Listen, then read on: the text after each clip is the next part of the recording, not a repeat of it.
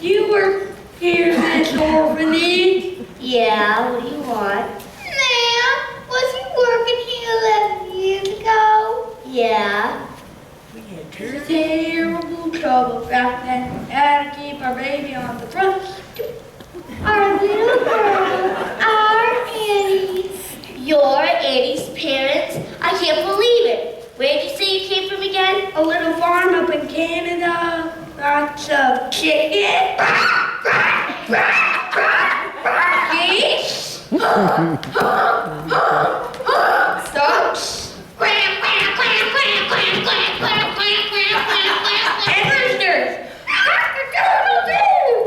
Gotcha, sis. Rooster, I would have known it was you in 100 years. Good yeah, we're gonna pull warbucks too. Get ourselves 50,000 big ones.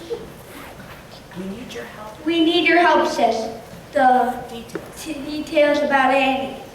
What's in it for me? Three-way split. Half. Half? No, it was Oregon. No,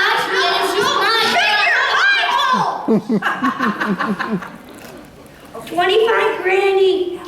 Got to do it quick.